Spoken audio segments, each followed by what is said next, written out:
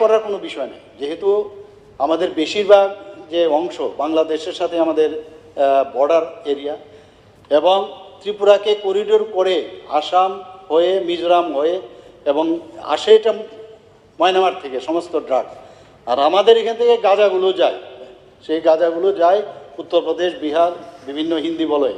এটা অস্বীকার করার উপায় নেই, কিন্তু আমাদের তরফ থেকে আমরা চেষ্টা করছি এগুলো কীভাবে নেশামুক্তি ত্রিপুরা আমরা বারবার বলছি, সেই দিশায় আমরা কাজ করছি। এবং আমাদের মাননীয় গৃহমন্ত্রী বারবার বলেছে যে রুথলেসলি এই ওয়ার্ডটা উনি বারবার বলেছে, যারা এর মধ্যে যুক্ত তাদের এগেনস্টে কারবাই করার জন্য। একটা স্কুলের সামনে কোনো দোকানে যদি দেখা যায় এই ড্রাগস বিক্রি হচ্ছে, শুধু ওকে ধরলে হবে না, এটা ধরতে ধরতে কোথায় মূল সেই দিকে আমরা যাচ্ছি। আমরা এসআইটি করেছি এবং সেই বিষয়ে বর্ডার বিএসএফ ওনারাও সেই দিকে ওখানে আছেন, আমাদের ত্রিপুরা পুলিশও সেই দিকে ব্যবস্থা নিচ্ছেন। এবং বিভিন্ন পত্রিকা আপনারা রোজই দেখেন কত কত মানে এই ড্রাগস ধরা পড়ছে এবং ডিস্ট্রাকশনও হচ্ছে। এখানে আমাদের মাননীয় বিধায়ক উনি প্রশ্ন করেছিলেন যে এই ধরা হয় কিন্তু ডিস্ট্রাকশন। আমি নিজে কয়েকবার গেছি ওখানে, প্রতি একটা টাইমলি ওখানে সিস্টেম আছে, বছরে এতবার যেতে হয়। তো সেটা বুজ্জংনগরে একটা জায়গা আছে, সেখানে গিয়ে ডিস্ট্রাকশনও হচ্ছে। তো আমরা চেষ্টা করছি সবাই মিলে, যদি আমরা চেষ্টা করি নিশ্চয়ই একদিন হবে। এটা আমরা যে বলছি যে ড্রাগ ফ্রি ত্রিপুরা, সেটা নিশ্চয়ই হবে। মাননীয় speaker sir, point of clarification, এখানে যে সাবজেক্টটা বলা হয়েছে এই পত্রিকায়, মাননীয় মুখ্যমন্ত্রী যেটা বলেছেন এটার সঙ্গে আমি যেটা দিয়েছিলাম রেফারেন্স, যেটা মিল নেই। এখানে বলা হয়েছে যে বেআইনি অনুপ্রবেশকারী সম্পর্কে গত 3 বছরে 925% হারে অনুপ্রবেশ বেড়েছে রাজ্যে, এবং এখনও সিপাহীজলা ডিস্ট্রিক্টে 100 কিলোমিটার বর্ডার এলাকা, এটার ভিতরে 60 কিলোমিটার এখনও ফেন্সিং কাঁটাতারের বেড়া এখনও হয়নি। এবং যেটা এখানে আরও আছে, আমরা জানি যে বেআইনি অনুপ্রবেশকারী বিদেশিদের পাকড়াও করার জন্য এখানে মোবাইল টাস্ক ফোর্স বা MTF ছিল, বর্তমানে এটা কাজ করছে কি না সেটা বিষয়টা আমি জানতে চাই। এবং সিপাহীজলার যে জেলায় যে 60 কিলোমিটার আন্তর্জাতিক যে বর্ডারটা এখনও কাঁটাতারের বেড়া দেওয়া হয়নি, সেটা কেন দেওয়া হয়নি, কি কারণে দেওয়া হয়নি?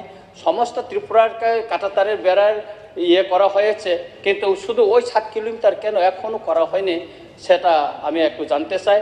আর দ্বিতীয়ত হলো, এখানে পত্রিকায় স্পষ্টভাবে লেখা হয়েছে কিছু বিএসএফ এবং কিছু দালালের মাধ্যমে ওই যারা অনুপ্রবেশকারী ত্রিপুরায় আছে, এবং এখানে আমাদের বিভিন্ন রেল লাইন, বাস এবং বিমানে করে ত্রিপুরা থেকে ভারতের বিভিন্ন অংশে তারা ছড়িয়ে পড়ছে। তো সুতরাং এই বিষয়টা আমাদের গুরুত্ব সহকারে মানে দেখার দরকার।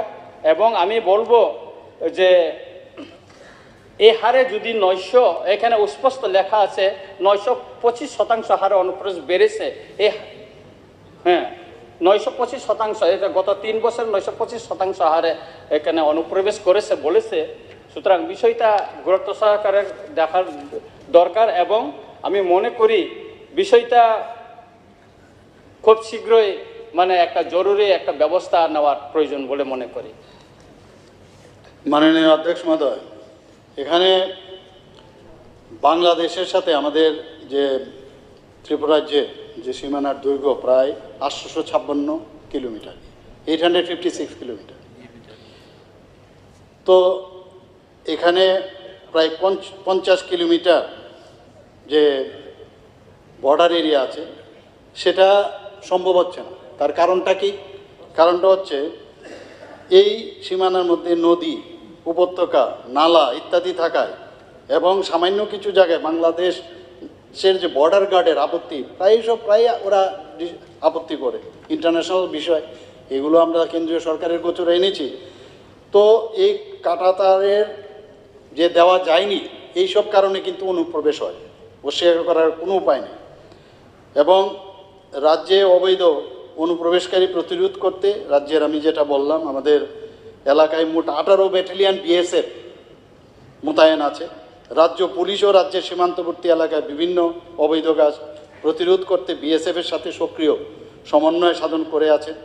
রাজ্য পুলিশ বিএসএফের সাথে রাজ্যের সীমান্তবর্তী এলাকায় যৌথ পেট্রোলিং, তথ্য আদান প্রদান এবং যৌথভাবে কর্তব্য পালনের মাধ্যমে অবৈধ বাংলাদেশি অনুপ্রবেশ রোধে কাজ করছে। আপনি যেটা বলেছেন মাননীয় বিধায়ক, বিগত 1 জানুয়ারি 2021 থেকে 10 জুলাই 2023 পর্যন্ত ইন্ডিয়া পাসপোর্ট অ্যাক্ট অনুযায়ী যে সংখ্যক মামলা নথিভুক্ত হয়েছে, অবৈধ বাংলাদেশি এবং রোহিঙ্গা গ্রেপ্তার হয়েছে এবং মামলার প্রসিকিউশন রিপোর্ট এরকম 2021-এ মামলার সংখ্যা 4 এবং প্রসিকিউশন রিপোর্টের সংখ্যা 41 এবং অভিযুক্ত গ্রেপ্তার হয়েছে 52 জন। 2022-এ মামলার সংখ্যা হচ্ছে 4 এবং এই প্রসিকিউশন রিপোর্টের সংখ্যা 61 এবং অভিযুক্ত গ্রেপ্তার হয়েছে 123। 2023 অর্থাৎ 10 জুলাই পর্যন্ত 27টা মামলা হয়েছে এবং 18 জনের বিরুদ্ধে প্রসিকিউশন হয়েছে এবং 60 জন 60 গ্রেপ্তার হয়েছে। তো মোট মামলার সংখ্যা হচ্ছে 35 এবং প্রসিকিউশনের সংখ্যা হচ্ছে 120 এবং 235 জন গ্রেপ্তার হয়েছে। তো সেইভাবে আমাদের we are very much careful about that and we are in that direction we are doing. Sir, আমার আরেকটা পয়েন্ট অফ ক্লারিফিকেশন, আমি যেটা বলেছিলাম এমটিএফ মোবাইল টাস্ক ফোর্স যাদেরকে করার জন্য আগে ছিল, এটা বর্তমানে কাজ করছে কিনা ওই মোবাইল টাস্ক ফোর্সটা, এবং ওই যারা বর্ডার এলাকাতে কোনো চেকপোস্ট ওই যা বেআইনি অনুপ্রবেশকারীদের চেক করার জন্য, তাদের আইডেন্টিফাই করার জন্য চেকপোস্ট করা হবে কিনা?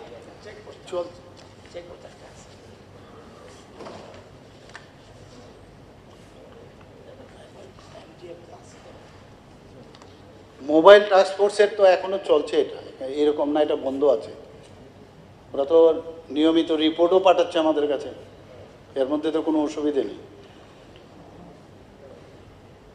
তো বাকি যে কাজগুলো আমি যেটা বললাম যে বর্ডারের যেসব জায়গায় সমস্যা হচ্ছে, এর মধ্যে NBCC has taken up border fencing work for this balance stretch about 6.67 kilometre কাজ করছে ওরা।